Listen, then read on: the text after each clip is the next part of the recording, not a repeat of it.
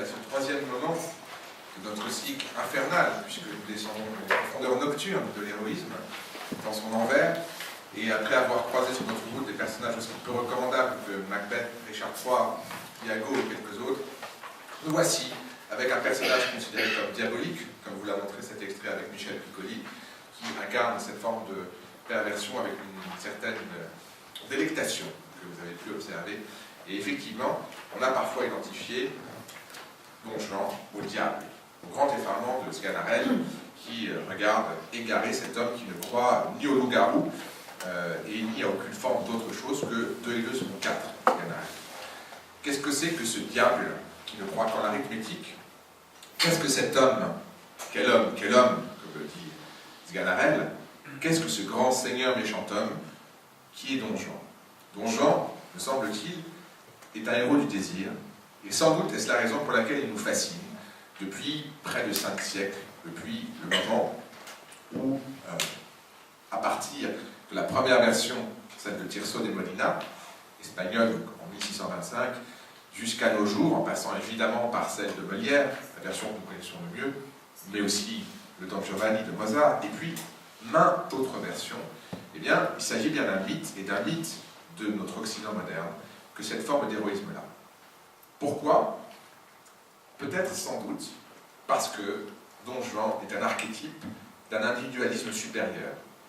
Un individu qui va jusqu'au bout de son désir, au mépris, et j'insiste bien sur le terme de mépris, de toute forme de convention, de loi, de normes, et sans doute est-ce la raison pour laquelle il demeure héroïque. C'est-à-dire cette capacité au dépassement qui à la fois le rend dangereux et en même temps sulfureux et donc évidemment séduisant. Figure de séducteur auprès duquel on se brûle et qui finira lui-même consumé dans le feu par la statue qui le brûle. Un niveau de Don Juan, le feu me brûle. Et retour aux entrailles de la terre. Alors, pour ce moment-là, il s'agit bien d'un moment particulier, du début du XVIIe siècle, et en France, 1665, pour être très précis, le moment où Molière écrit Don Juan. Il me semble donc important de raisonner en termes de moment historique, de ce moment classique, qui n'est pas exactement le même, on va le voir au moment où le mythe naît en Espagne, temps de décadence, et moment où le mythe fleurit en France, âge d'or classique. Et donc, on va voir, ce sera une des manières d'aborder ce mythe, qu'il y a différents rapports à l'héroïsme du désir, et on va commencer, pour tenter de le comprendre, par se demander ce qu'est d'abord un héroïsme du désir. Apparemment paradoxe, si on pense à la notion même d'héroïsme. D'abord, le désir.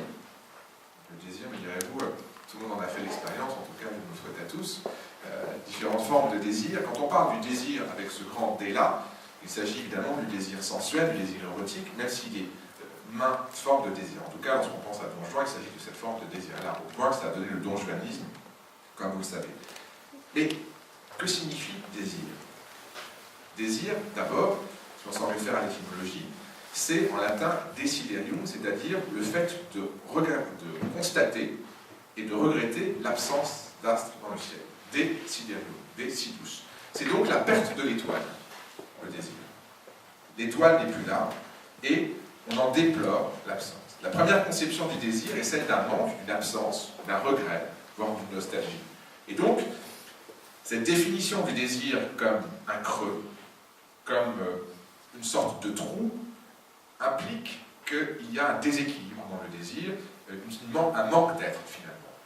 C'est une première conception négative du désir, contre laquelle se constitue une partie de la philosophie qui considère au contraire que l'objectif, c'est l'absence de désir, l'absence de besoin également, en tout cas l'absence de trouble, l'absence de choses qui manquent, et donc une forme de plénitude. Cette absence de trouble-là, par exemple, qui sera donnée par les stoïciens comme l'ataraxie, le fait de devoir plus sentir quoi que ce soit comme forme de trouble, c'est finalement un antidote au désir comme autre. Mais à cette conception-là du désir déséquilibré, s'en oppose une autre. Un désir qui, lui, est au contraire affirmation. Un désir qui est marche en avant, qui est processus, progrès. Un désir qui, finalement, vaut non plus parce qu'il est vers quelque chose, mais qui vaut comme dynamique en lui-même.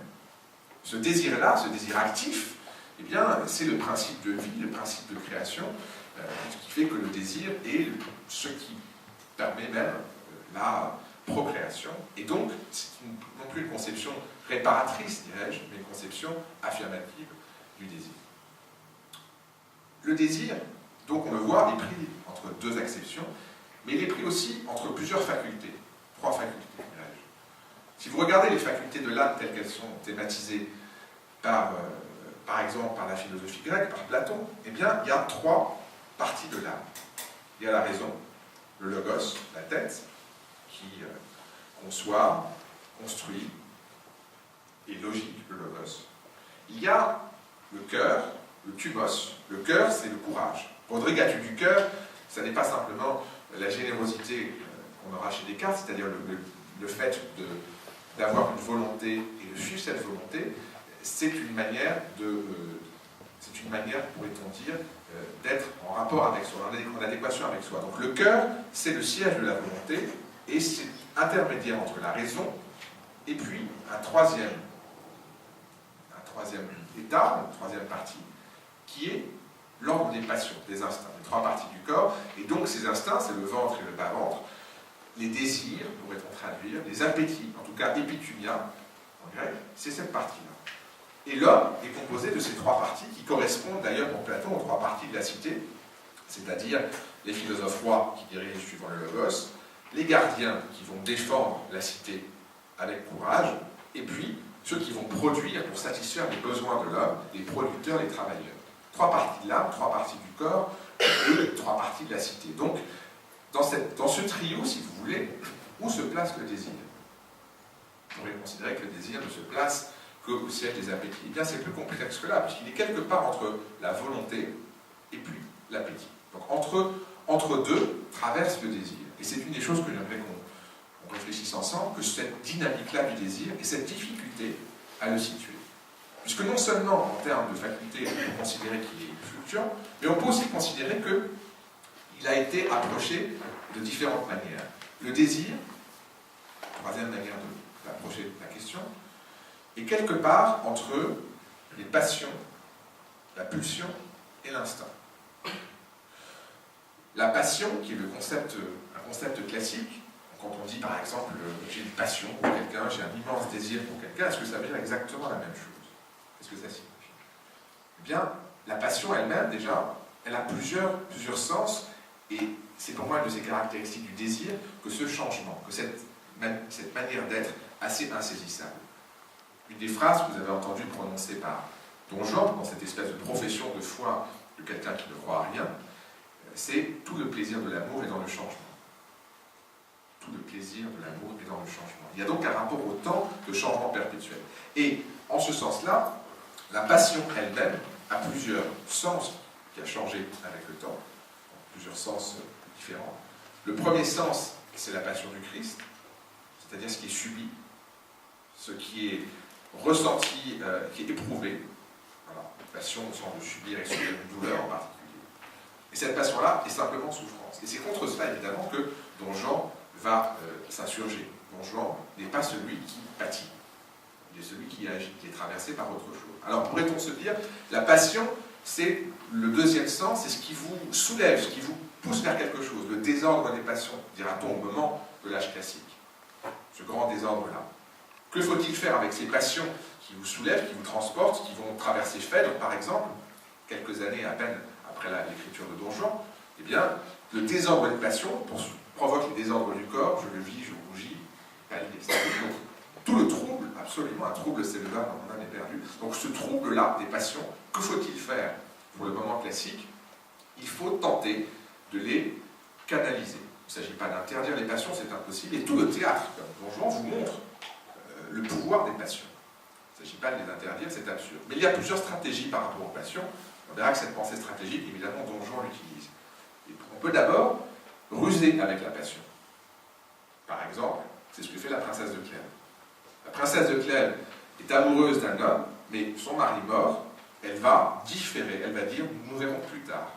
Plus tard. Elle ne dit pas non définitivement, elle dit plus tard. Et donc il s'agit d'une manière de ruser, comme Descartes le dit, avec la passion, quand on ne peut pas l'interdire, il faut trouver une forme de décalage. Autre manière d'aborder la passion, qui ne sera pas non plus celle de Don Juan, c'est la tentative de la contrôler par la volonté et par la raison. Par exemple, dans Cinna, Corneille, Auguste, l'empereur, apprend qu'il est trahi et qu'un complot a lieu contre lui par un de ses favoris. Et il a cette phrase sublime: « Je suis maître de moi comme de l'univers, je le suis, je veux l'être. » La maîtrise de soi, le fait de pouvoir dépasser ses passions par la volonté, qui va provoquer chez Auguste un geste de pardon, en tout cas de pardon officiel, c'est une manière classique d'affirmer son moi par rapport à la passion. Cette manière-là, qui est une manière héroïque, qui est celle du Cid également, le Cid qui va sacrifier son amour à son honneur, vous vous souvenez, en tuant le père de la femme qu'il aime, en préférant son honneur à cet amour-là, eh bien, c'est une manière héroïque, classique, cornélienne, de montrer qu'on peut dépasser ses passions, ne pas en être victime, mais s'en faire maître. C'est aussi d'ailleurs le mot de Médée chez Corneille. Que vous reste-t-il en pleine débâcle? Moi. Et ce moi-là, c'est le moi de la volonté. Pourquoi je parle de ce modèle-là du rapport aux passions? Parce que c'est évidemment à l'inverse de ceci que va se construire Don Juan. C'est bien pour ça que nous sommes dans un envers de l'héroïsme, une autre face de l'héroïsme. Ce rapport à la passion-là, je pointe un troisième sens qui n'est plus le sens ni chrétien ni le sens classique, mais un troisième sens qui sera le sens romantique de la passion, au sens où Hegel dira « rien de grand dans le monde ne s'est fait sans passion ». Eh bien, cette passion-là, c'est le fait d'être traversé par quelque chose de plus grand que vous, qui va faire que vous accomplissez de grandes choses. Je dirais que Don Juan n'est dans aucune des trois formes de la passion. Ni la passion qui subit, ni la passion qui se maîtrise, ni la passion qui pousse à accomplir de grands desseins, notamment dans l'histoire, puisque la passion romantique sera celle qui fait bouger le monde. Alors, si ce désir-là n'est pas la passion, au sens où nous voulons le voir, qu'est-il? Il n'est pas non plus, à mon avis, le pur instinct. Il n'est pas non plus la pulsion. Qu'est-ce que la pulsion? C'est ce qui vous pousse, c'est ce qui vous meut.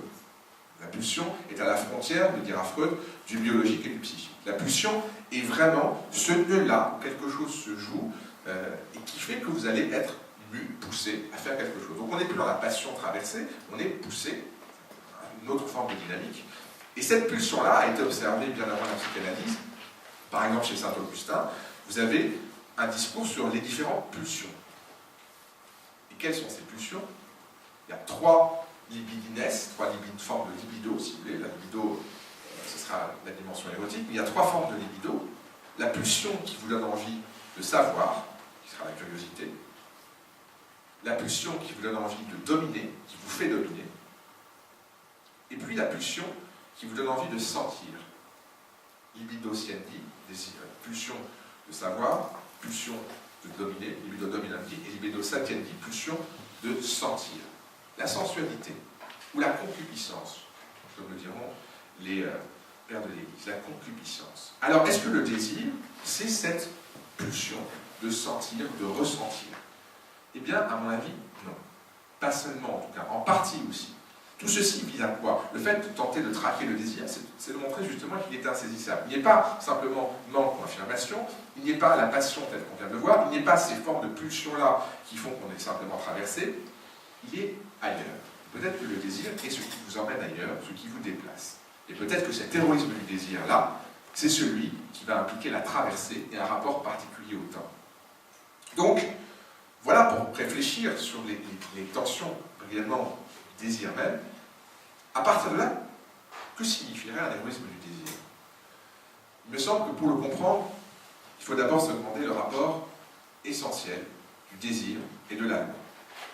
Effectivement, un désir qui serait un désir particulier, peut en tout cas, s'opposer à un ordre. Il peut même mettre en danger cet ordre, il peut le troubler. Un ordre qui s'impose, qui peut pouvoir s'imposer à tous, un ordre universel. Donc la loi est quelque chose qui cadre, qui définit un ordre, et le désir serait perçu comme une force de perturbation de cet ordre. Peut-être même, on le sait d'ailleurs, que la loi est ce qui provoque et accentue le désir. Vous le savez, il suffit d'interdire quelque chose, vous marquez interdit, et tout de suite, on On a envie d'y aller, on a envie d'entrer. Ça, c'est interdit. Confère, la parole de Dieu en est telle. Cet arbre-là est interdit. Que se passe-t-il? Évidemment, instantanément, le désir vient d'aller goûter ce qui est interdit. Donc, l'interdit provoque le désir, la loi, d'une certaine manière, provoque le désir, et elle pousse à quoi? À la transgression. La transgression, c'est la manière dont le désir n'est pas simplement une chose qui se déroule dans un univers sans repère, c'est une manière, une certaine manière, de se renforcer, de se redoubler de plaisir, en contestant, en contredisant la loi. Donc, on pourrait renverser l'idée que la loi est une chose, entre guillemets, rationnelle, entre une loi organisée et une loi qui est dans le devoir. La loi, normalement, c'est le devoir, et que le désir est de l'ordre du vouloir. On pourrait dire que le désir, lui, a sa nécessité, et que c'est la loi qui veut contrecarrer le désir. Et qu'il y a un rapport entre le désir et la loi, on voit, qui se noue de façon particulière. Tout cela est absolument essentiel, on va le voir, pour comprendre pourquoi Don Juan nous attire tant.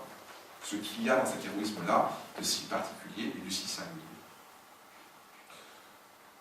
Dans ce rapport entre le désir et la loi, il y a, à mon avis, une manière de comprendre un héroïsme paradoxal qui est l'héroïsme du désir. L'héroïsme, on l'a vu déjà, les 2 fois précédentes, est une forme de dépassement.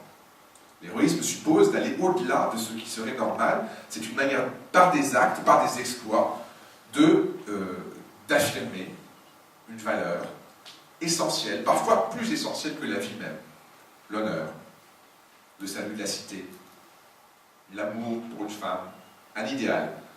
Et on a vu qu'une des caractéristiques de l'héroïsme est la capacité à braver la mort, à exposer sa propre vie au nom de telles valeurs. Il y a donc dans l'héroïsme, et notamment dans l'héroïsme chevaleresque, dont on a déjà parlé, une forme de don de soi, de dépassement, et finalement une forme extrême, j'allais dire de surhumanité, en tout cas une manière d'aller au-delà de ce qui serait attendu de la norme, avec comme marque particulière le courage.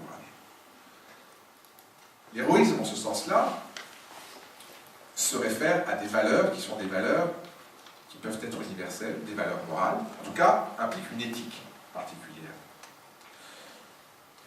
Que signifie donc, dans ce cas, un héroïsme du désir? Puisque le désir n'est pas universel. Je ne désire pas la même chose que vous. Nous pouvons vouloir certaines choses ensemble, mais comme le disait Roland Barthes, mon corps n'est pas le même que le tien. Nous n'avons pas le même corps, nous n'avons pas les mêmes désirs, nous n'avons pas exactement, on le sait très bien, un homme peut éprouver pour une femme du désir, et d'autres hommes non. Autrement dit, il y a quelque chose de singulier dans l'expérience du désir, qui est une expérience, et pas une théorie, une expérience qui est vécue. Que signifie donc cet héroïsme du désir-là? Eh bien, peut-être que l'héroïsme du désir est une forme affirmée du désir, de la transgression, sans s'arrêter à la moindre limite. Mais, vous me direz, oui, mais là, c'est simplement une pulsion criminelle, c'est-à-dire ce que nous avons déjà observé, le fait de vouloir quelque chose, de ne s'arrêter à rien. Oui, mais il reste, à mon sens, en particulier chez Don Juan, une forme de grandeur dans cette quête-là de jouissance, dans cet appétit, qui est une manière, c'est une forme de défi qui est fait au monde. L'héroïsme du désir, c'est une forme de défi qui est fait à la loi. C'est une manière de dire à la loi, je suis au-delà de toi.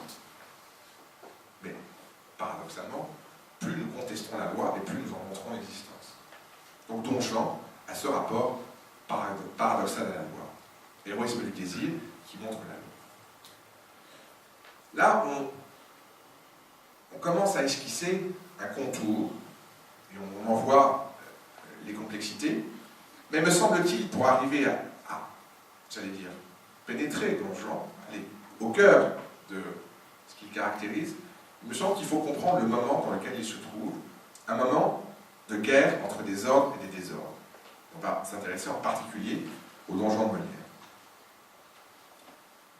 C'est après ce panorama, en tout cas ce questionnement sur l'héroïsme du désir, c'est maintenant au moment classique que je m'intéresse, et à cette guerre des ordres et des désordres. Si nous prenons le milieu du XVIIe siècle français, les années Molière, qui sont les années Molière, 1622-1671, cinquantaine d'années-là, et le moment où l'âge classique est clos en France, ce sont les années 1660-1680. Louis XIV arrive au pouvoir à sa majorité en 1661. Donc, ces deux décennies-là, en particulier la décennie 1660, est considérée comme le cœur de l'âge classique en France. Qu'est-ce que le classicisme? On a parfois une idée assez tranquille du classicisme, comme une chose qui serait apaisée, l'ordre, une manière harmonieuse, un équilibre, sans doute. Mais cet ordre-là est en combat avec des désordres. Et c'est à mon sens pour cela que la figure de Don Juan en est absolument essentielle. Dans cette lutte entre désordre et des désordres. Alors, comment s'articule cette lutte et pourquoi est-ce que Don Juan surgit à ce moment-là, en tout cas en France? Parce qu'il est au confluent, au cœur de trois enjeux, de trois valeurs, et que ces trois valeurs sont questionnées. La première valeur qui est questionnée, c'est celle de l'autorité. L'autorité est le lieu du conflit entre deux dynamiques. Une dynamique monarchique et une dynamique aristocratique. Qu'est-ce que la dynamique monarchique? La dynamique monarchique, c'est ce que le sociologue Norbert Elias appelle la dynamique de l'Occident. La dynamique de l'Occident, c'est le fait, dit Elias, qu'il y a une centralisation de plus en plus croissante du pouvoir. Bon, l'autorité va être concentrée entre les mains d'un homme de plus en plus. Et quel est le cas que Norbert Elias choisit? Il choisit, comme par hasard, la France. Il dit, voilà, en Occident, le pays qui a le plus concentré le pouvoir entre les mains d'une seule source, c'est la France. État central, centralisation, et cela commence déjà au XIIIe siècle, ça commence sous Saint-Louis, Philippe le Bel, Henri IV, et puis le pouvoir se concentre de plus en plus, évidemment, jusqu'à Louis XIV. Donc cette concentration-là de l'autorité royale, elle aboutit à une certaine définition du pouvoir. Et évidemment, cette forme-là de pouvoir va exciter davantage la contestation. Plus l'autorité est forte, plus le désir est grand de la contester. À cette logique-là de centralisation du pouvoir, à cette logique monarchique, s'oppose une résistance aristocratique qui va s'incarner dans un événement historique que nous connaissons, la Fronde. La Fronde, une dizaine d'années, une douzaine d'années avant l'écriture de Don Juan. Et Don Juan, en un sens, est un frondeur. C'est un grand seigneur méchanthomme, c'est-à-dire que c'est un grand seigneur qui récuse l'autorité. Eh bien, cette fronde-là, lorsque le jeune Louis XIV a 10 ans, c'est la noblesse, une partie de la noblesse, qui se rebelle et qui refuse de se soumettre à l'autorité royale. Et là, chose que Louis XIV n'oubliera jamais, il est obligé de s'enfuir et d'attendre que cette rébellion-là soit matée. Si vous vous promenez dans les jardins de Versailles, vous verrez notamment un bassin. Et ce bassin représente Vénus avec son fils, et autour, tout un ensemble de créatures monstrueuses, des crapauds, etc. Il faut savoir que Louis XIV, descendant du soleil, se pensait descendant de Vénus. Lorsque Louis XIV se promenait, ce qu'il raconte dans Manière de montrer le jardin de Versailles, eh bien, il s'arrêtait avec tous les nobles autour de lui, auprès de cette fontaine, pour leur rappeler que la rébellion contre l'autorité royale est monstrueuse. Et cette fontaine-là a été faite expressément pour rappeler ce qu'a été la Fronde lorsque tous les monstres, toute la noblesse monstrueuse aristocratique, a tenté de contester le pouvoir royal divin. Puisqu'évidemment, cette monarchie absolue se dit divine. Donc, vous voyez comment cette tension-là entre deux ordres, un ordre monarchique et un ordre aristocratique, eh bien, travaille. Et Don Juan est clairement une figure, on le voit d'ailleurs dans cette version, d'un grand seigneur, c'est clairement un aristocrate qui a poussé de façon négative cette contestation de l'autorité et ce souci de soi, cette volonté d'individualisme, on pourrait dire, et cette affirmation de soi contre l'autorité. Première question, si vous voulez, première tension, l'autorité, et Don Juan, clairement, est un héros aristocratique qui conteste une forme d'autorité, une forme de loi. Deuxième valeur, qui se trouve là, elle aussi déplacée et comme ô combien, la liberté. Le moment classique, c'est le moment d'un débat, plus qu'un débat, d'un conflit violent entre, d'un côté, la religion en France dominante, autrement dit, une certaine forme du catholicisme romain, et puis une contestation violente, le libertinage. Le libertinage qui existe justement comme une affirmation de la liberté. Et quel est le mot d'ordre de Don Juan? On aura un air célèbre, un aria célèbre chez Don Giovanni Loisard, la libertà. La liberté, la liberté, la liberté. La liberté du désir. La liberté de sentir, d'affirmer, la liberté d'être soi. Cette liberté-là, elle cherche d'autant plus à s'affirmer que, vous savez, la religion ne s'exerce pas simplement dans le domaine privé, la religion est une religion d'État. La France sort de plus d'un siècle de guerre civile, de guerre de religion. Le protestantisme, les religions réformées, comme on les appelle, ont été tolérées, en partie, et dit de tolérance. Tolérance, ça signifie qu'on accepte leur existence, mais comme on peut. Avant, comme vous savez, Louis XIV abroge l'édit de Nantes, et donc refasse une forme de persécution contre les minorités religieuses. Donc, l'Église catholique est une forme d'autorité et une forme de vérité qui impose sa vérité et qui définit une manière de penser qui, évidemment, est de plus en plus contestée. Elle est contestée pourquoi? Elle est contestée parce qu'il y a une affirmation d'une indépendance et d'une liberté de pensée qui, déjà, avec l'humanisme, s'était fait jour. Qu'est-ce que le libertinage? Le libertinage, ça n'est pas, comme on entend aujourd'hui, le sens moderne, simplement de jouissance sexuelle, de pouvoir pratiquer différentes formes d'expériences érotiques. Ça, c'est le sens moderne. Le sens premier du libertinage, c'est un affranchi. Libertinus, en latin, c'est un esclave affranchi. Quelqu'un qui a réussi à se libérer des chaînes, et qui est donc devenu un homme libre. Il y a donc la conquête de la liberté, un affranchissement, un système d'asservissement. Et évidemment, ce système d'asservissement, c'est une tutelle de pensée. Donc, un synonyme, si vous voulez, de libertin, c'est libre penseur. Le libertinage qui apparaît en France au moment où la figure de Don Juan apparaît en Espagne et qui va se développer, c'est d'abord l'indépendance de pensée. C'est finalement une étape entre l'humanisme et les Lumières. C'est le début de la laïcisation de la pensée. Le fait qu'on peut penser sans être soumis à une autorité qui va vous dire « tu as le droit de penser ci, tu n'as pas le droit de penser ça ». Kant dira plus tard « qu'est-ce que les Lumières? C'est ose penser par toi-même ». Eh bien, le libertin ose penser. Il ose penser contre. Ça, c'est la figure du libertin qui est par exemple Cyrano de Bergerac, la figure historique de Cyrano, pas la version romantique dont je parlerai dans quelques mois, la version de Rostand, qui est une relecture de Cyrano. Le Cyrano originel, c'est un libertin qui prend la plume et qui dénonce, qui attaque l'Église. Ensuite, le libertin a un sens de mœurs, si vous voulez, moral au sens manière de vivre. C'est-à-dire que c'est celui qui va s'affranchir du mariage hétérosexuel, de la monogamie, et qui va expérimenter d'autres formes de sexualité. Et à un certain moment, les deux formes de libertinage vont se retrouver confondues. En particulier au XVIIIe siècle. On en parlera évidemment avec les liaisons dangereuses la prochaine fois. Don Juan est un libertin. C'est ce que dit Sganarelle d'emblée, un libertin. Et les libertins sont le dessous. Et c'est un libertin, pas seulement au sens, j'allais dire moral, au sens sexuel du terme. C'est d'abord un libertin de pensée. Celui qui ne croit à rien. Il ne croit à rien, en tout cas à rien de ce qui prétend lui être imposé.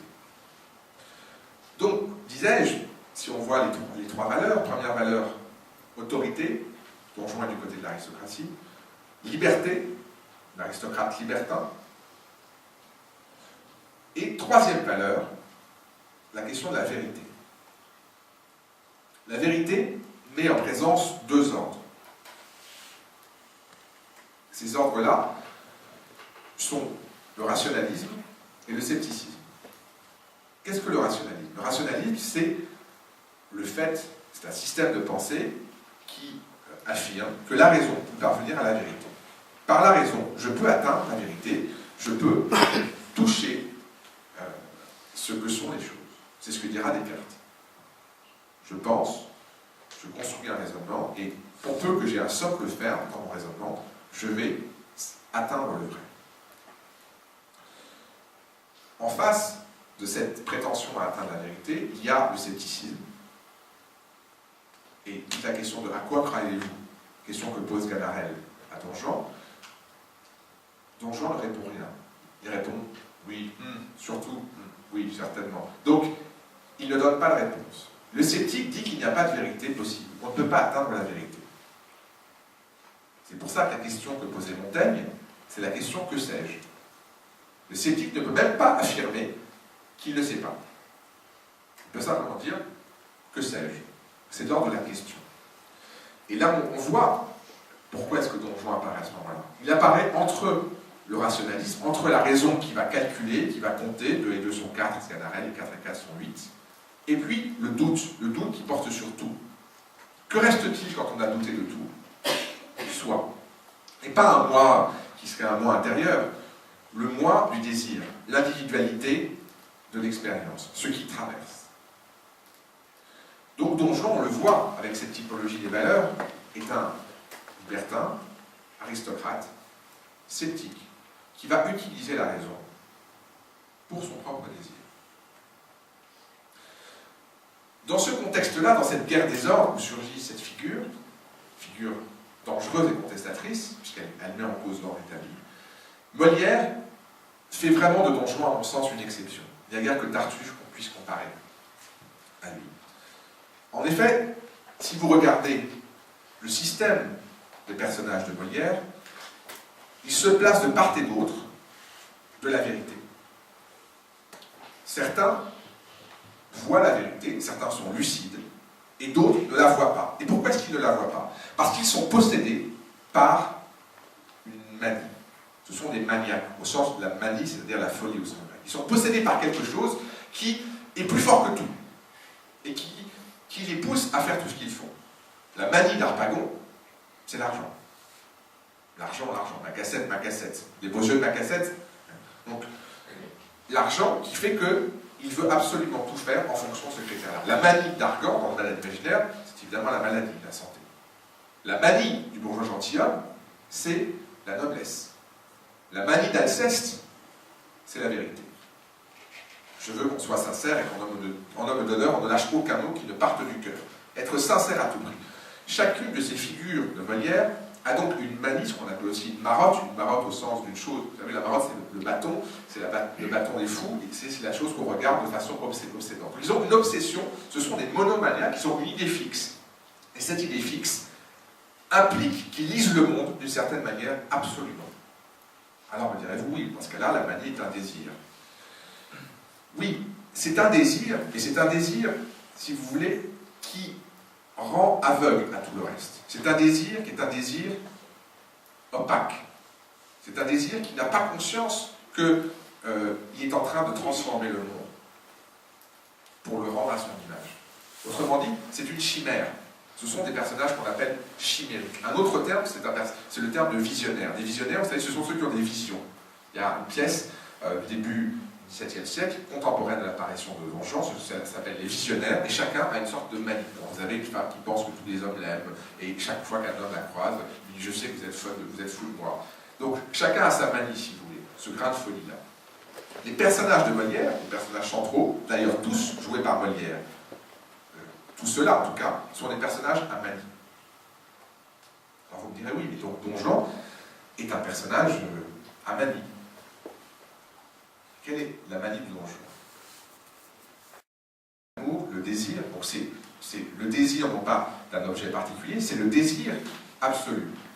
Et de surcroît, la grande différence entre Don Juan et les autres, c'est que Don Juan est lucide.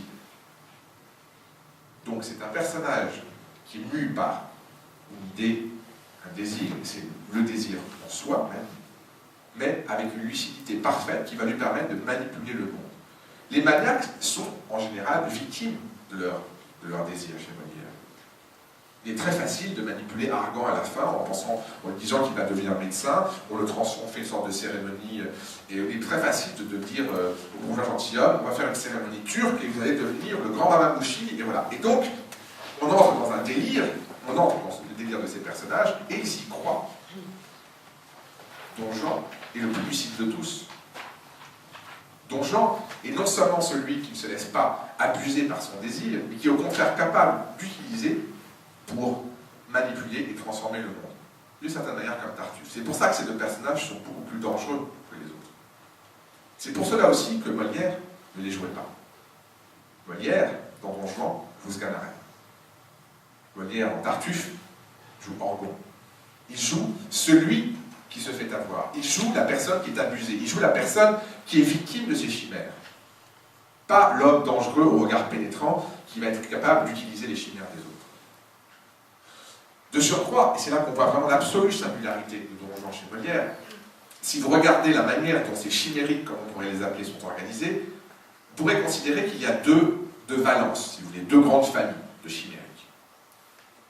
Il y a une famille, clairement, qui est d'esprit qu'on pourrait appeler bourgeois. Sganarelle. Vous prenez Sganarelle, par exemple, Sganarelle ou le cocu imaginaire. Sganarelle pense absolument qu'il est cocu tout le temps. Il pense tout le temps que sa femme l'a trompé, alors qu'elle n'a rien fait. Donc, il invente, il se nourrit de ce cocu-là, et ça l'habite absolument. Sganarelle, qu'on va voir dans l'école des maris, a fait tout pour contrôler sa femme, il l'empêche de sortir, et donc il a cette chimère absolue de la possession. Arnolphe, on est en 1662, d'accord? L'école des maris c'est 1661.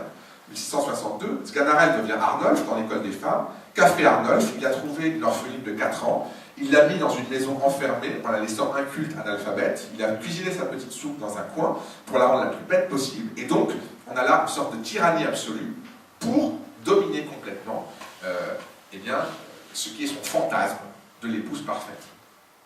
Donc là aussi, on est dans une possession. Si vous regardez toutes ces figures qui sont ce que j'appellerais le Sganarelle, et qui vont jusqu'à Argan, jusqu'à Harpagon, on est dans la possession. Il s'agit de contrôler, d'accumuler, etc. Autrement dit, il y a un rapport bourgeois au monde qui est un rapport d'accumulation d'un capital, et ce capital, c'est cette folie, cette manie-là. Voilà une ligne. Don Juan n'a rien à voir avec cela. Don Juan n'accumule pas, Don Juan dépense.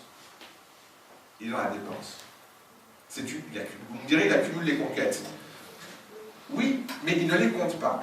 Celui qui compte, c'est Sganarelle. Sganarelle à côté, qui chez Mozart, tient la liste, millettrée, d'accord? 1003. Il y en a 3, il y en a 15 en France, 3 en Espagne, etc. Donc il tient la liste.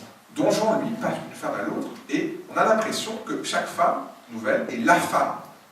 Toujours la femme absolue. Elle est l'incarnation de la féminité. Tout le désir se concentre sur cette femme-là. Comme si la chose se jouait dans l'instant, et pas dans l'accumulation de la durée. Il ne garde pas toutes les femmes chez lui, il ne revient pas aux femmes. Et lorsqu'elle vire dans le Don Juan de Molière revient, il la voit comme une femme nouvelle, un charme nouveau, dit-il. Donc, Don Juan, à mon avis, n'est pas du tout dans cette éthique bourgeoise de l'accumulation, de la possession chimérique. Il est dans une éthique aristocratique de la dépense. Autrement dit, il n'est pas une fourmi, il est une cigale. Et en ce sens-là, il s'inscrit dans une lignée qui était celle des précieuses ridicules de la figure de Mascari. Mascari, vous savez, c'est ce valet qui se prend pour un noble et il se déguise, et il est comme ça dans une espèce d'ivresse, et donc il dépense, et à la fin il va se retrouver bâtonné et dénudé. Sauf que Don Juan n'est pas dans cette accumulation, il n'est pas dans cette éthique, si vous voulez, la cassette, la maladie, il n'est pas dans le contrôle, il n'a pas marié sa fille à un médecin, etc. Il est dans une dépense, mais une dépense lucide, là aussi. Et donc c'est pour ça qu'à mon sens, Don Juan est une figure exceptionnelle,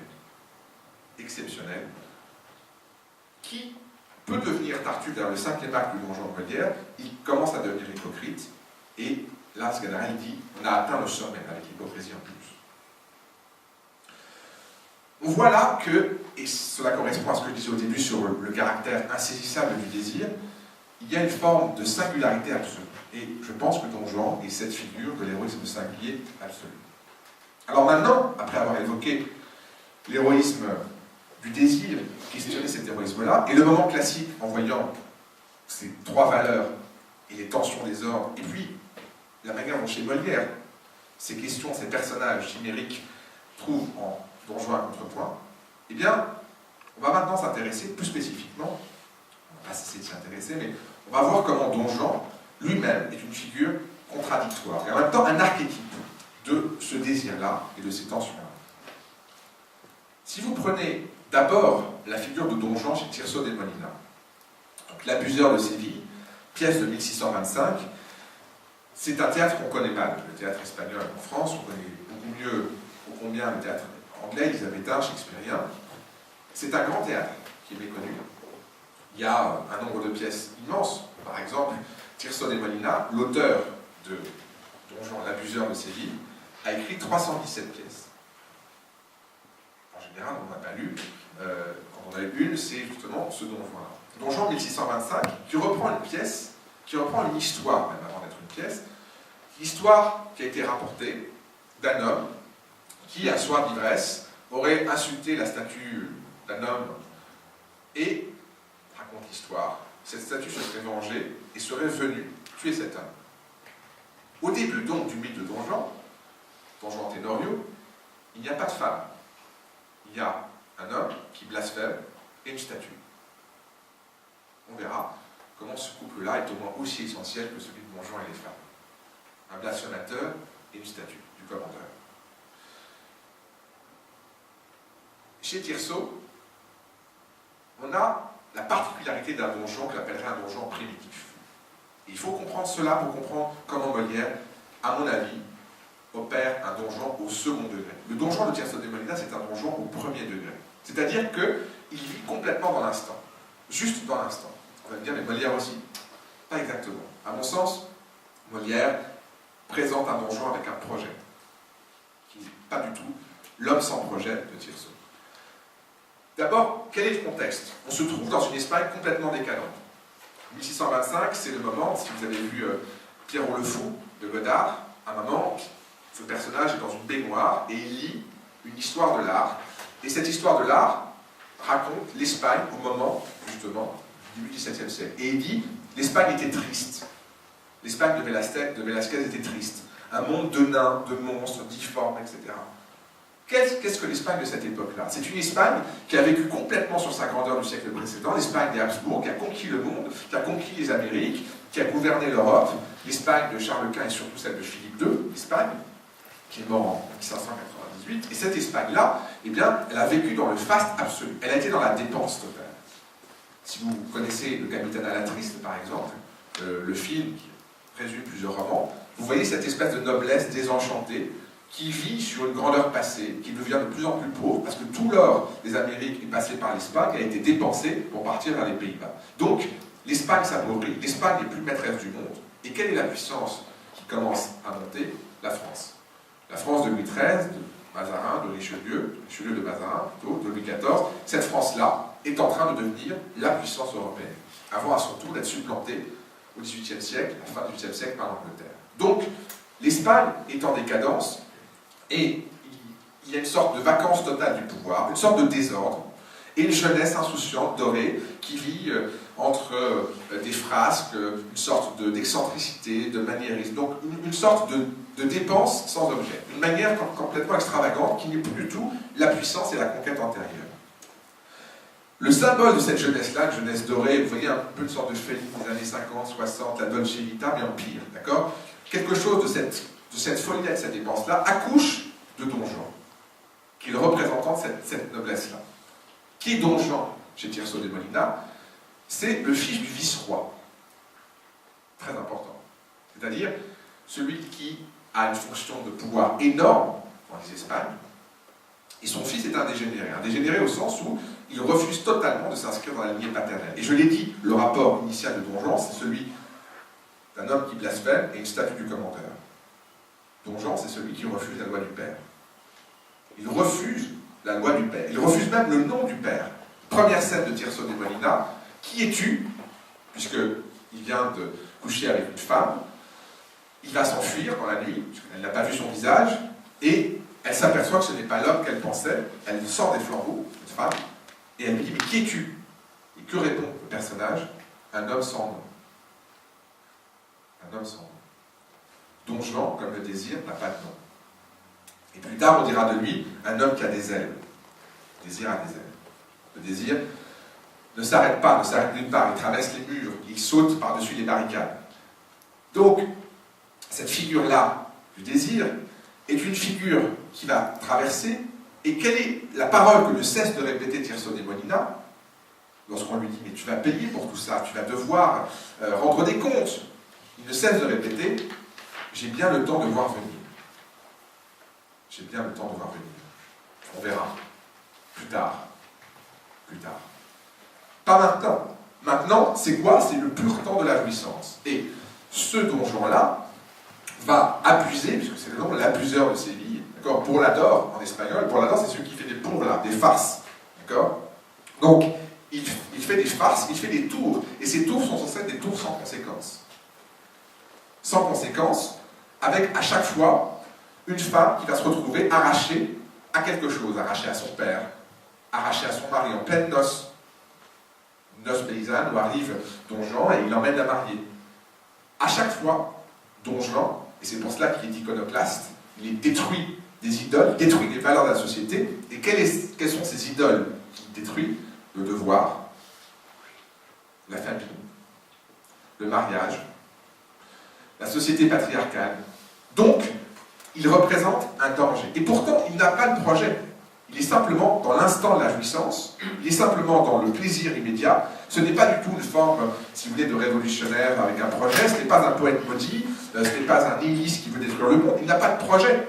Il est simplement dans le plaisir du moment. Et ce plaisir du moment menace une société qui repose sur la domestication des pulsions. Le roi, le père, toutes ces figures-là structurent la société pour tenter de contrôler les pulsions. Or, ce que fait ce donjon-là, c'est une libération de ces pulsions-là. C'est-à-dire qu'en séduisant ces femmes, il libère aussi ce que devait être la place de la femme, qui devait passer du père au mari. Et donc, il met en cause un certain ordre. Si bien qu'il y a une sorte de complot organisé. Le roi essaye d'abord de punir Don Juan de façon graduelle, le temps de l'exiler, puis de le marier, et à chaque fois, cela échoue. Don Juan continue à s'échapper, il échappe par définition, si bien qu'il est tué par l'Église, il est tué par la statue du commandeur. Est-ce qu'il s'agit d'un complot qui est un complot, si vous voulez, céleste ou un complot terrestre? On ne le sait pas. On ne sait pas, le texte ne dit pas si c'est absolument surnaturel ou s'il s'agit, au contraire, d'une sorte de règlement de compte, de justice politique. Donc, Don Juan, si vous voulez, ici, c'est un homme sans projet, une figure du désir qui est dans l'instant et qui pourtant va mettre en cause l'ordre politique et donc se retrouve détruit. On voit maintenant que la figure de Don Juan est en un sens un archétype du désir. Et c'est en particulier vrai chez Molière et chez Tirso, comme ce sera le cas chez Mozart. Pourquoi? Parce que, d'abord, il y a un rapport au temps particulier de Don Juan. Don Juan est celui qui est dans l'instant et qui ne connaît pas le lien entre un moment et un autre. Don Juan est celui qui est perpétuellement changeant. J'ai dit, tout le plaisir de l'amour est dans le changement. Il est celui qui, constamment, est traversé. Il est fluctuant, comme la mer, l'image qu'on trouve souvent. Et Kierkegaard, ou bien, lorsqu'il parle du stade esthétique, il dit, le stade esthétique est celui de la jouissance, et c'est une jouissance de l'instant, et donc, il n'y a pas de projection. Donc, un temps qui est un temps immédiat, un temps du désir. C'est pour ça, disais-je, que chaque femme est la femme absolue. Désir absolument sincère de la part de Don Juan. Il ne fait pas semblant de désirer. Ça, c'est une première chose. La deuxième chose, évidemment fondamentale dans ce désir, c'est qu'il est un défi. Il est un défi parce que le désir de Don Juan est une manière de contester le mariage, la religion. Elvire est arrachée à un couvent. C'est une manière de contester le père. C'est une manière de ne pas tenir son nom, de ne pas tenir son rang. Le père ne cessera de venir lui dire « mais tu ne tiens pas ton rang, tu déshonores ton nom ». En termes psychanalytiques, une lecture qui a pu être faite de Don Juan, c'est qu'il y a ce rapport pervers à la loi. C'est une manière de défier la loi, c'est-à-dire d'avoir la loi qui dit « tu ne dois pas faire ça », et puisqu'on me dit que je ne dois pas le faire, eh bien, je vais le faire. Et je vais jouir de le faire. Et plus on me dit de le faire, de ne pas le faire, et plus je vais le faire. Donc il y a une surenchère, si vous voulez, dans la transgression qui va aller de plus en plus loin, parce que ça provoque une jouissance de la conscience de braver la loi, et d'une certaine manière de la remettre en cause. Et plus on la remet en cause, évidemment, plus on affirme la loi. C'est ce rapport étonnant qui se joue entre le désir et l'amour. Dans cette transgression-là, il faut quoi? Il faut quelqu'un qui regarde, et c'est le rôle de Sganarelle. Il faut pouvoir avoir quelqu'un qui se rend compte qu'il y a une loi qui est violée, et qui va évidemment en être offusqué. Sganarelle ne cesse d'être offusqué par toutes les frasques de Don Juan. Donc, Don Juan, c'est l'archétype d'un aristocrate qui est un grand seigneur, mais un grand seigneur paradoxalement, qui a beau être dans la dépense, la puissance, etc., mais qui ne tient pas parole. C'est celui qui refuse le lien entre deux moments du temps. Par exemple, les serments n'ont pas d'importance. Le serment, c'est dire aujourd'hui, je te promets que plus tard, il y aura ça. C'est-à-dire, ça relie le présent et le futur, si vous voulez, deux points du temps. Don Juan refuse ce lien-là. Don Juan refuse aussi les dettes de M. Dimanche. Il ne paye pas ses dettes. Il est celui qui ne tient pas parole, celui qui refuse toute forme d'obligation. Obligation familiale, obligation politique. Il refuse cette forme de lien-là. Il y a d'ailleurs un poème de Baudelaire, Don Juan aux Enfers, où Don Juan est sur la barque. Tout autour de lui sont toutes ses victimes. Il y a les femmes sur les berges, il y a Sganarelle qui rit en réclamant ses gages, il y a la stupe du commandeur qui tient la barre, et le dernier vers est le calme héros, couché sur sa rapière, regardait le signage et ne daignait rien voir. Donc, Don Juan ne regarde pas toutes les victimes, ne fait attention à rien, et a une sorte d'innocence, comme si son désir n'était même pas une culpabilité, comme si son désir était innocent, et comme si il avait simplement affirmé qui il est, sans se soucier des conséquences. Rapport au temps, rapport à la parole, particulier chez ce Don Juan. Alors, et ce sera par là que j'en terminerai, on voit que Don Juan existe nécessairement à la fois dans l'affirmation absolue du désir individuel et de cette singularité, et en même temps, il existe en couple. Il existe d'abord en couple avec cette statue, cette figure de Pierre, du Père, qui est là pour marquer l'incarnation de la loi, un commandeur, déjà c'est un chef militaire, en plus une figure paternelle, puisque c'est le père d'une fille qui l'a tué, au début d'ailleurs de l'opéra de Mozart, cela commence comme ça, par le meurtre du commandeur, et cette statue revient, une statue qui marche, comme le dit Sganarelle. Et cet homme de pierre, donc, qui pétrifie, va écraser la figure insaisissable de vent qui est Don Juan. Don Juan, c'est l'histoire de la victoire de la pierre sur l'air, au bout du compte. D'où le tombeau et d'où l'ensevelissement. Donc, la manière de tuer le désir, c'est de le pétrifier, de l'arrêter. Quel est ce rapport entre Don Juan et la statue? C'est le même rapport qu'entre un homme et une femme qui se promettent l'un à l'autre. Don Juan, voulez-vous me donner la main? Comme on donne la main à une femme qu'on aime. Oui, je vous donne la main. Donc, ce lien-là, le rapport entre le désir et la loi, ce rapport de transgression, va aboutir à la mort et à la disparition de Don Juan. Mais Don Juan n'est compréhensible que dans ce rapport à la statue du commandeur. Et je vous rappelle que c'est l'origine du mythe. La deuxième relation, c'est la relation à Sganarelle. Sganarelle, qui est le témoin, qui est le double. Il y a d'ailleurs un texte de psychanalyste Audoran qui s'appelle Le Double et qui montre comment, bien évidemment, comme dans Don Quichotte et Sancho Panza, cette figure-là de dualité. Vous avez le noble qui va oser, mais qui incarne une figure diabolique, puisqu'on a présenté parfois le désir sensuel comme précisément ce qui caractérise le diable, le fait de suivre toutes ses pulsions, à l'inverse du héros qui serait un héros positif, angélique. Eh bien, cette figure diabolique-là est face à un valet, et ce valet est ridicule. Donc, Sganarelle, lui, n'est pas du tout la représentation positive, si vous voulez, de quelqu'un qui croirait, par exemple, les préceptes de l'Église. En quoi est-ce que croit Sganarelle? Il croit dans le moine bourru. Le moine bourru. Pour cela, d'ailleurs, que Molière a été accusé d'être athée, de railler l'Église. On a dit, vous ridiculisez celui qui devrait dénoncer Sganarelle. Vous en faites un superstitieux qui croit des choses stupides. Donc, Sganarelle, lorsque Don Juan va se battre, lorsque Don Juan est attaqué, il court se cacher. Il a la diarrhée. C'est une figure évidemment grotesque qui était jouée de façon tout à fait farcesque par Molière. Donc dans ce tandem-là, vous avez, comme toujours chez Molière, personne n'a raison. Molière construit des couples pour faire une critique croisée. Et puis, la troisième relation, c'est la relation à la femme, les femmes successives, la noble, les paysannes, les bourgeoises, toutes ces catégories de femmes qui sont comme des incarnations successives de tous les états possibles de la société. Donc on voit que ce point de singularité, ce désir masculin, parce qu'il s'agit ici, dans une société patriarcale, cette forme-là, d'ailleurs il y a des formes qui ont été faites, notamment Roger Badi m'a fait un film Don Juan, enfin, la question du renversement évidemment, eh bien cette figure de Don Juan-là, elle ne peut se comprendre à mon avis, c'est par là que je terminerai, que dans cette double relation. C'est-à-dire, il y a un texte qui a été écrit qui s'appelle le plus court Don Juan du monde, et qui tient en 2 mots. Acte 1, scène unique, la femme, oui ou non? Don Juan, non. Acte 2, scène unique, la statue, oui ou non? Don Juan, oui.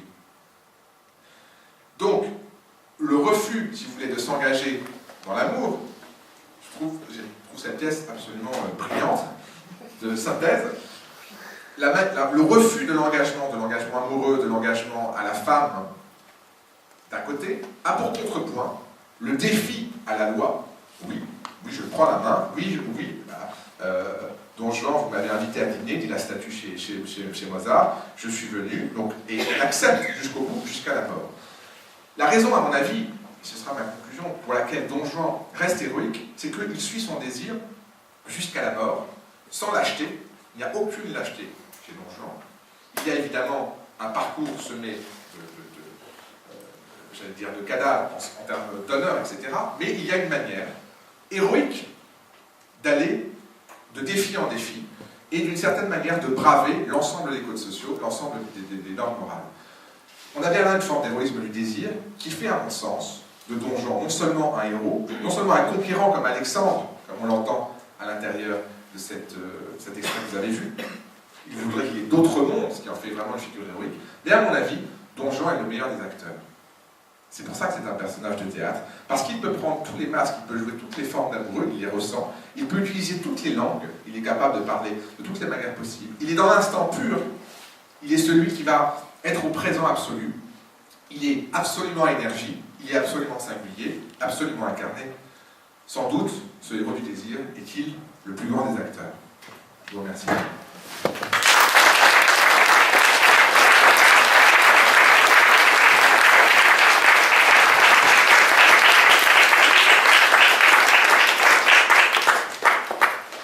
Merci beaucoup. Comme à chaque fois, j'espère que nous allons en profiter pour échanger. J'espère que le désir est partagé.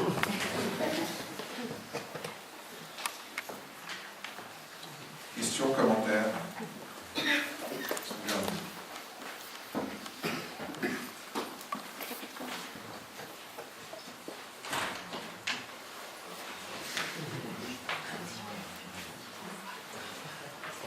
Vous êtes pétrifié comme la statue du commandant.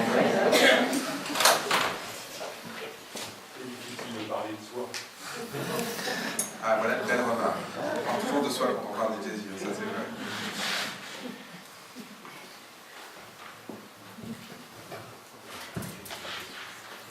Est-ce que Don Juan vous fascine autant que moi?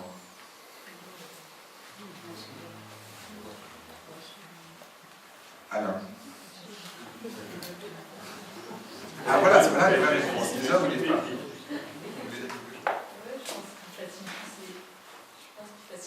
Les hommes que les femmes. Oui.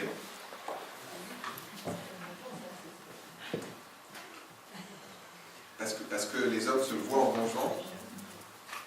Vous n'auriez pas aimé rencontrer Don Juan? Non.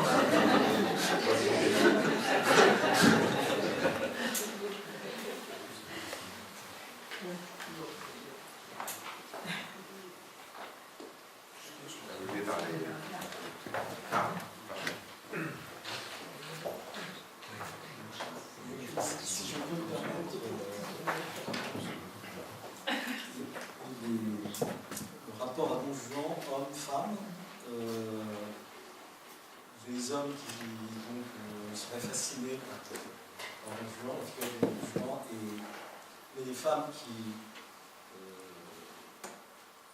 ne seraient pas du tout conquises. En fait, ce qu'il y a, c'est que, je crois,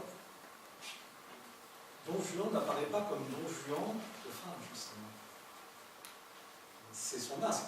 Il a le masque de la sincérité, de l'authenticité, l'amour, de la promesse du mariage. Enfin bon, il ne dit pas, il porte pas, il n'annonce pas je vais vous trahir, je suis là juste pour une nuit et demain ce sera une autre. Donc, moi je crois que, effectivement, ce pouvoir de séduction de Don Juan par rapport aux femmes, il est toujours là, il est efficace. Parce que, justement, il n'annonce pas la couleur. Ou alors, il y a un jeu, la femme sait et ne sait pas qu'elle a en face de lui Don Juan. C'est extrêmement intéressant comme remarque, c'est-à-dire le fait que pour chaque femme, Don Juan apparaît comme l'homme de désir pour elle, ce qu'il ressent effectivement pour elle, même si ce désir n'a qu'un temps. Lorsque, dans la scène que nous avons vue, Don Juan dit il n'y a plus rien à demander lorsqu'on a obtenu ce qu'on voulait. Et donc le désir cesse avec la possession, dit-il. Et donc, effectivement, alors que la femme est dans cette logique d'engagement-là, et donc la première nuit est le commencement des suivantes, alors que pour Don Juan, la première est la dernière. En même temps, c'est très intéressant de vous parler de Don Juan, du rapport au succès. La différence entre le Don Juan de Tirso, le premier, qui lui multiplie les conquêtes, et on le voit sur scène, séduire des femmes, et hors scène, passer la nuit avec ces femmes. Le Don Juan de Molière, si vous prêtez vraiment attention, le cesse d'échouer. La premier acte, Elvire revient, et il est pris sur le fait. Comment tu ne m'as pas prévenu qu'Elvire revienne? Il dit que, allons songer à notre entreprise, fin du premier acte, et il va, sur l'eau avec une barque, tenter d'aller séduire une femme. La barque fait naufrage, entre les deux actes. Début du deuxième acte, on retrouve Don Juan repêché, Charlotte et Mathurine, par les paysannes. Les paysannes, ils tentent de les séduire toutes les deux, Charlotte et Mathurine, dans le deuxième acte, et arrivent des gens qui sont à sa suite, et il est obligé de s'enfuir avant d'avoir pu consommer quoi que ce soit. Et ainsi de suite. Le Don Juan de Molière, présente comme le séducteur absolu, ne cesse d'échouer dans la pièce. Extrêmement intéressant. Autrement dit, ses succès sont passés. C'est pour ça qu'à mon avis, il y a une grandeur métaphysique dans le personnage, et que ça n'est pas simplement l'homme qui multiplie les conquêtes faciles. Il y a ce désir-là, mais dans le réel, il y a de l'échec, il y a de la faille. C'est pour ça qu'il y a un projet qui va au-delà simplement de la conquête amoureuse. Alors que l'homme qui était sans projet, le Don Juan de Tirso, le premier, est celui qui réussit, c'est qui? Il réussit, il arrive, il réussit ses séductions. Voilà, je parlais de coup politique, enfin de coup, ses stratégies. Et lui, il a réussi. Donc, ce qui est intéressant, c'est par rapport à ce que vous disiez, c'est que dans l'instant, il y a cet engagement-là qui n'implique pas forcément le succès. Voilà. Une autre remarque? Oui, madame? Je déplacerai un petit peu la question de la séduction sur la pièce elle-même plutôt que sur le personnage. Et je voulais vous demander, puisque vous êtes metteur en scène, en quoi vous trouvez que cette pièce, enfin ce personnage, et particulièrement le personnage de Molière, la pièce de Molière, est fascinante, plutôt que le personnage lui-même, la pièce en elle-même. En quoi elle offre tellement de choses à voir et surtout probablement un regard personnel pour chaque metteur en scène. Parce que c'est un monstre. C'est un monstre au sens de pièce, c'est-à-dire que c'est une pièce dont on ne sait pas si Molière l'a pensée en vers ou en prose, on ne sait pas si elle est achevée ou pas. C'est une pièce qu'on considère comme irrégulière parmi les pièces de Molière, avec une construction en scène des actes plus ou moins longs, avec une multitude de personnages et de traversées. C'est comme un roman picaresque où le personnage passerait par différents états, avec certains personnages qui ne reviennent pas, qui sont comme des apparitions. Une pièce qu'on a pu considérer comme en partie baroque. Donc, en termes modernes, on dirait que c'est un ovni. On pourrait dire baroque au sens de barocco illégal, ça veut dire quelque chose qui est bizarre. Et votre question est d'autant plus pertinente que j'ai bien l'intention, un jour, en tout cas, ça fait partie des 10 pièces que je souhaite mettre en scène, mais je vous parle de pièces qui me tiennent absolument à cœur. Je pense que cette pièce-là est une traversée avec un déséquilibre à chaque moment. À chaque moment, il y a cette espèce de vacillement qui peut être l'état de trouble du désir, et que la pièce même, par ses personnages, par l'énigme que constitue Don Juan. Don Juan est une énigme. Don Juan est beaucoup plus silencieux lorsqu'il s'agit de choses essentielles qu'il ne parle. Acte 3, scène 1, par exemple, vous avez Don Juan déguisé avec Sganarelle, et il discute. Ils sont sur la route et ils discutent. Et Sganarelle parle. Et il parle. Et il parle. Et Don Juan ne dit rien. Et Sganarelle lui dit, mais interrompez-moi, que je puisse avoir une discussion. Et Don Juan lui dit, j'attends que ton raisonnement soit fini. Et Sganarelle s'emporte, et il tombe. Et Don Juan lui fait, bon, voilà ton raisonnement qui a le nez cassé.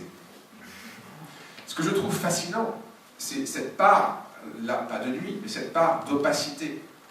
C'est la manière dont nous n'accédons pas, sauf à des moments, peut-être, et c'est là que ça ouvre en termes théâtrales, toute la porte à l'interprétation.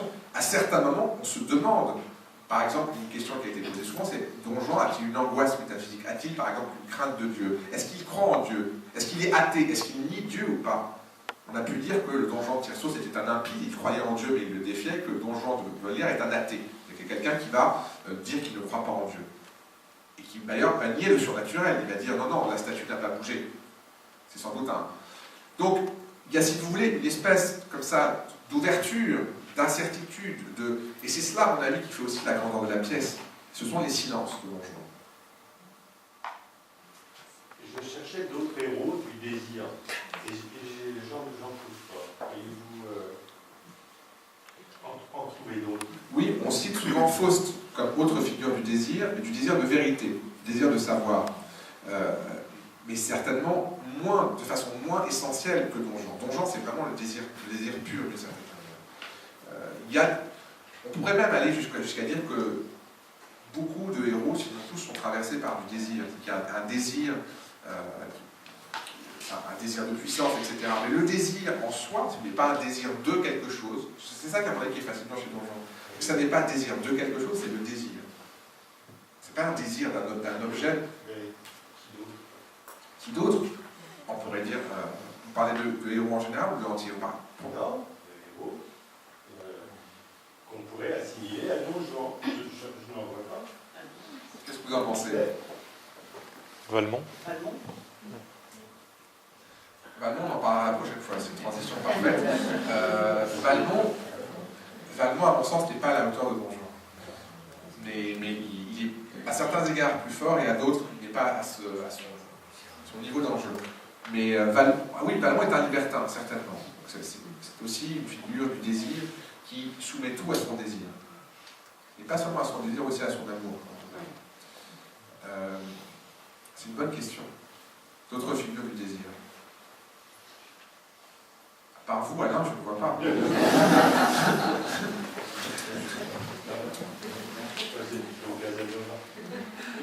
Oui, bien sûr. Du Casanova. Alors, c'est... non, mais... Bravo. Pourquoi un bravo? Il aimait la bonne chair. C'est un épicurien. Oui. Savoir par exemple, est-ce que Don Juan est un épicurien? Alors vous savez que Molière avait traduit Lucrèce qui lui-même traduisait en poésie Épicure. Et on dit d'ailleurs que Molière avait suivi les cours de Gassendi qui lui-même était épicurien au sens vraiment philosophique du terme. Alors, épicurien ou hédoniste? Hédoniste, c'est aimer le plaisir, enfin au sens vrai du terme. Hédoniste, on aime le plaisir. Épicurien, la philosophie épicurienne dit simplement qu'il ne faut pas avoir de trouble, il faut calmer les appétits. Donc, par exemple, il faut manger quand on a faim, boire quand on a soif, et pas d'excès. Alors que l'hédonisme, ça peut être un excès de plaisir. Donc l'hédonisme, ça va plus loin.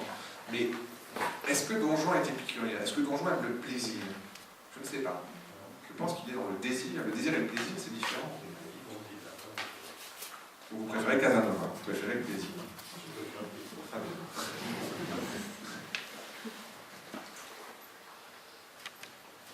Bon, eh bien, terminer sur le plaisir me paraît parfait.